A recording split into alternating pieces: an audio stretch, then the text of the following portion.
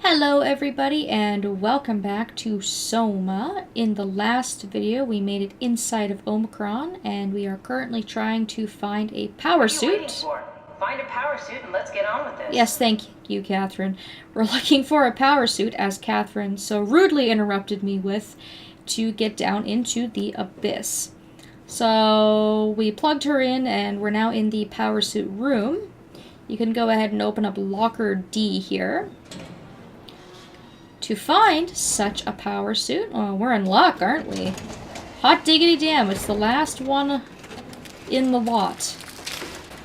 Oh, God. Nice. I found one of the power suits. There's a dead woman inside. At least I think it's a woman. Just like the body we found in the annex. She's missing her head. Gross. This could work in our favor, though. Look for a terminal nearby, see if you can boot it up. Yeah, it's pretty gross that there's just a dead body sitting inside that suit. Catherine seems pretty, pumped about it, though. She's acting awfully, casual about this whole thing. So we can read about the power suit here.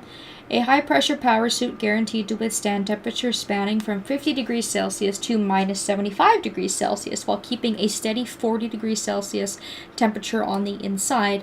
The suit will automatically shield the wearer from pressure and maintain the normal 1 ATM up to a depth of 5,000 meters. The onboard controller monitors the wearer's physical state and is able to minimize the risk of shock, hyperventilation, and even dehydration. Sounds incredibly handy. Also, not to mention the perk of not being crushed to death as we go into, like, the deepest part of the ocean. The suit is easily assembled through rotating neck and wrist rings that locks the gloves and helmet in place. Note that the joints won't seal unless the controller is able to identify a wearer through a set of sensory systems. Suits may be locked to specific personnel, but as a default, the suit will accept anyone. Which works in our favor, because if it was locked to specific personnel, we can see that it's registering this to this lady, this Raleigh Herber. It was probably her personal suit. Shut up, Catherine. My God, I know. Time is of the essence. The controller is the onboard computer monitoring pulse, brain activity, body temperature, and stress through skin conductance. It uses this information to provide the wearer with the safest experience. Alright, so if we try and track the suits, you can see that there's one left at Omicron, obviously the one that we're going to be using. There is one at the climber station, and there's one at Tau. At least one at Tau. So we can try to go ahead and activate the suit. It is in pod D. Not exactly grade A material. Don't write it off just yet. Remember what we found out at Theta? The suit you are wearing is basically just a Cortex chip working a few pints of structure gel, powered by the on-suit battery pack. And a dead colleague, Imogen Reed. Exactly. If you think about it, we're actually incredibly lucky. We found a suit with an already dead body inside. I guess you're right. What about the WoW? What makes you think it'll play along? It's not magic, it's algorithms. A set pattern. The WoW won't be able to deny us, even if it was capable of wanting to. I'm still not crazy about this plan. It feels wrong. Please, Simon, I can't give up on the Ark. I need this to work. So we need a Cortex chip, structure gel, and a battery pack. That's one hell of a shopping list. Thanks. I'll just hang around here if that's okay. I'll be back. Yeah, thanks for all the help, Catherine. You're a real gem. So she'll go ahead and unlock the door for you. And we're gonna have to return with all that stuff. Don't forget, we need a Cortex chip, structure gel, and a power pack to get the suit ready. Yes, thanks, Catherine. I don't have Alzheimer's. I know what you told me, like, literally a second ago. So now that the power's turned back on, we can work on opening some of these doors. And currently we are in the mid section, so let's go ahead and try to override all the doors on this floor.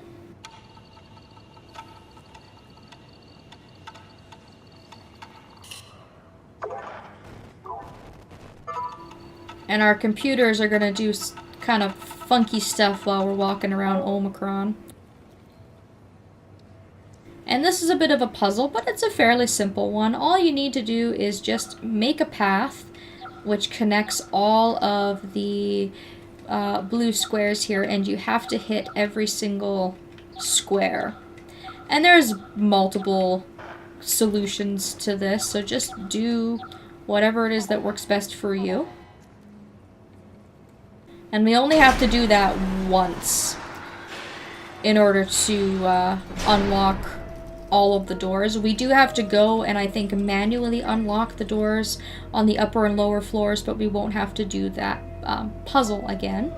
So you can see here that we have the hydroponics section, we have a laboratory, the infirmary, we have the diving room, which is where we were earlier with Catherine. And so let's get cracking away, I suppose. The door behind me is the clean room. That's going to be a pretty important location for us to go to. The north hall will just bring us back to the dive room in the medical bay. And we can go into the laboratory, I guess. So it's basically the doors that are in front and behind me that are really the important doors that were unlocked. The north hall and the south hall were already unlocked by default. So let's start with the laboratory. I don't remember there being a whole lot in here. Definitely not anything in here that we need for the shopping list, but there's a couple of things we can look at. Ross and the WoW confirmed a correlation between the overloaded systems and the corpse of Dr. Ross. I was able to shield off the corpse inside the glass jar for a couple of seconds and witnessed a massive drop in the readings. If we really have to keep Ross inside Omicron, I suggest finding a way to erect a permanent barrier to avoid severe system malfunctions. Interesting. Ross recharging. WoW is definitely repairing Ross's corpse. It's the most insane thing I have ever encountered. Somehow, the WoW, primarily relegated to the structure gel inside the walls, is bombarding the corpse with every system it can access. The glass jar is surrounded by an unhealthy amount of electromagnetism and radiation, which seems to be instructing gel already stuck inside Ross's body. Not sure what the WoW expects to happen when it's restored, but at least all the crazy should stop when the body hits 100%. So yeah, I guess WoW didn't like that Ross was dying, close to death, or even dead, and it worked to bring it back to life. But we already kind of know that, as we've seen with other people. Amy being a good example, we know that she had an accident while trying to get the power up and running for the shuttle station, and she subsequently was attached to the WoW to keep her alive. There is a healing thing back here. We've seen that with people in Theta. In the basement, they were attacked by the proxies and by Acres, and then they were hooked up to the WoW. But we haven't really heard this theory of actually trying to repair somebody with structure gel. So for some reason, the WoW really wanted to keep him alive. Oh, and there's an audio recorder here. It's not something you really want to get comfortable with.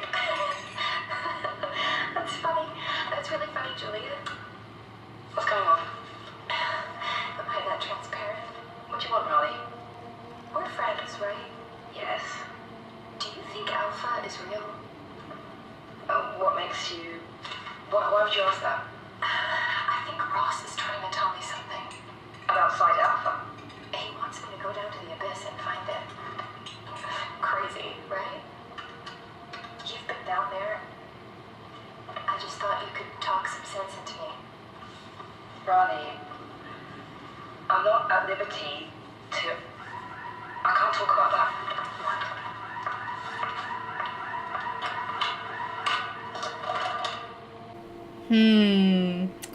So Raleigh has been doing some snooping, which is going to get her into a lot of trouble, as we're going to find out later. But interesting to note that because the WoW monitors the crew's black boxes.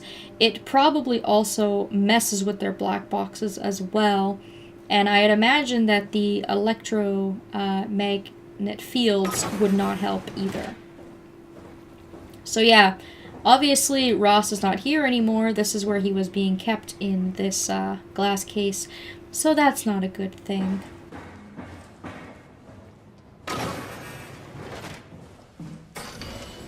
We're gonna hit the clean room next. It's gonna sterilize us for absolutely no good reason because everything around here is just completely fucked. And the clean room here is one of the item location rooms. So this is a mandatory room. You have to come in here. I'll go ahead and have a look around first before we grab the item that we need to grab. So if we look at these pictures, this is a time lapse of structure gel, I do believe. And it just shows how items are changing over time while being exposed to structure gel, and then presumably the WoW as well. And this computer here is actually a really good source of information as well. And this is basically all research that they've been doing on structure gel, so it's going to be a bit of a read, but it's pretty fascinating stuff. Yes, I'm listening to you, Ross. Just chill. Chill. I got stuff to read. The structure gel has been charged and actually keeps going for a while, even when removed from a power source. If applied to circuits, it seems to help out with connectivity. That's an important bit of information for the item that we need to get. Function. It seems like it's not only connectivity, but also functionality. The gel can make simple machinery work and act more efficiently. However, the modifications that the WoW has made to the gel are full of extra information that doesn't necessarily make sense. When applied to something more complicated, it causes the gel to act as a cancer upon the host, eventually ruining it. We could use the gel to our advantage, but it needs to be uncalibrated to get rid of the bad code. So that's a very good explanation to kind of explain what's been happening to the people who have been hooked up to the WoW, I think. Pathology. Applied gel to dead mouse. The gel caused the mouse to appear alive. It was put into the same habitat as a living mouse. The reanimated mouse was apathetic while the living one seemed stressed. After 15 minutes, the reanimated mouse attacked and killed the living mouse. Half an hour later, the reanimated mouse stopped moving. The corpse was solid as the gel had hardened within it. Screwed up. Progress. Reanimated another mouse with structure gel. This time it was done with uncalibrated gel as produced by Eames. The results were impressive. The thing seems catatonic, but it's more of a sleepwalker. To avoid the thing hardening as before, electromagnets are used to cause a low electrical current within the animal. This has also provided us the ability to somehow control it. Chemical analysis. The structure gel remains unchanged on a fundamental level. It's still the same cross-linked gel with aligned graphene in a polyunsaturated matrix that was installed throughout Pathos 2 a few years ago. The problem is not the gel, but its controller, the WoW. The gel has not taken on any new properties. The WoW simply uses it in ways that we would never have dreamed of. So very scary to think about what the WoW is truly capable of. Study results. Overwhelming evidence concludes that all deformed creatures, the fish, the sharks, and even the helpers, were manipulated by the WoW via structure gel. They have in some manner been exposed to charged gel and in turn stricken by a cancerous growth that affect their whole being. It's difficult to ask why when talking about an AI, but it all started shortly after the comet killed the surface. I can't for sure say if it's bad code or carefully programmed mercy killing, but it looks like it's not going to make things easier for us to survive. So yeah, it's actually really nice, in my opinion, that all of the information you'd want to know about the structure gel and how WoW uses it is pretty much laid out here in this computer. So very important terminal if you're looking on a bit of backstory and a bit of understanding as to the structure gel and how the WoW uses it. And the structure gel that we need is in there, and so we need to gain access to that.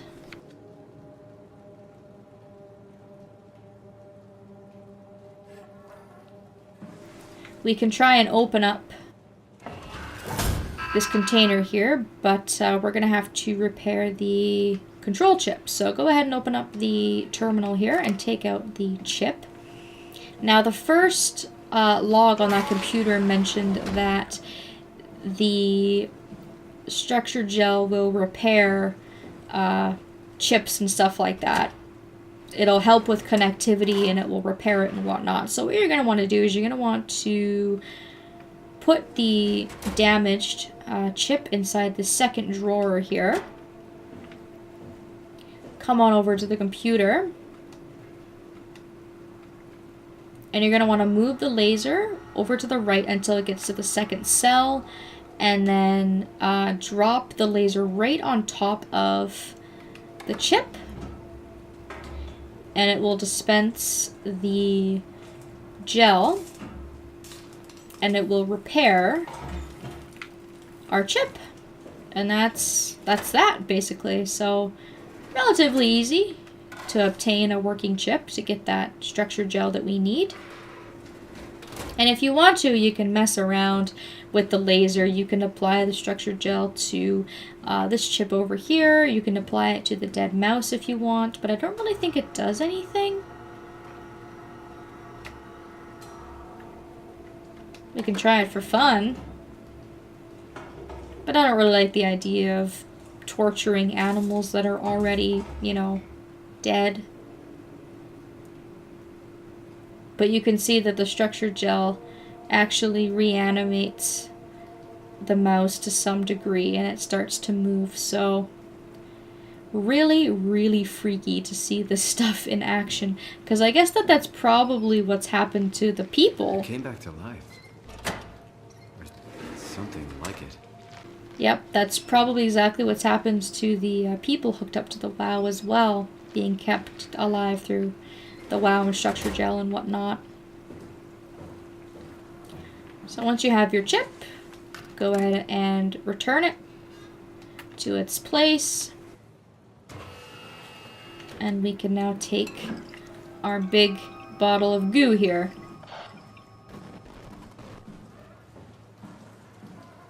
And that's it.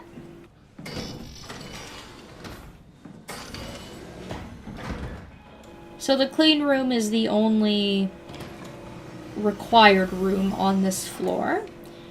You don't need to go into the laboratory, and you also don't need to go into hydroponics, but we're going to go into hydroponics just to get an audio log.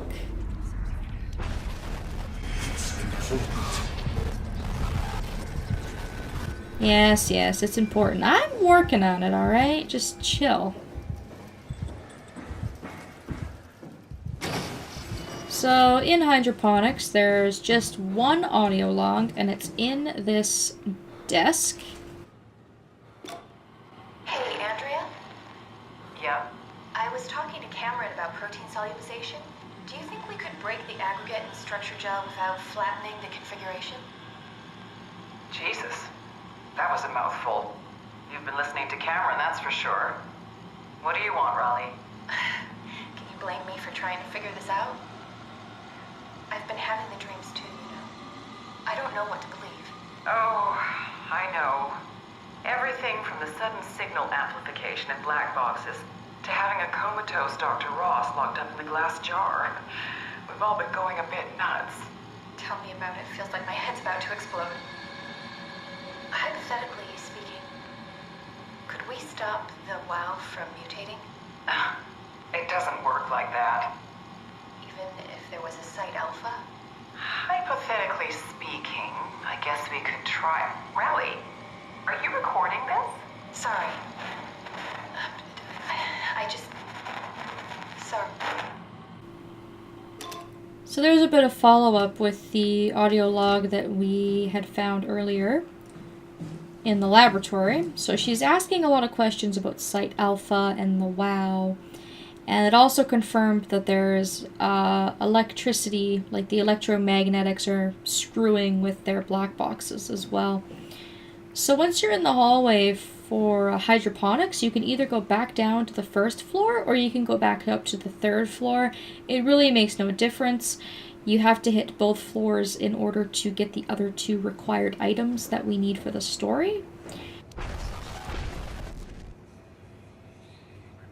So I'm going to call it here, and we will continue on in Omicron in the next video. Thank you all so very much for watching, and I hope that I will see you next time.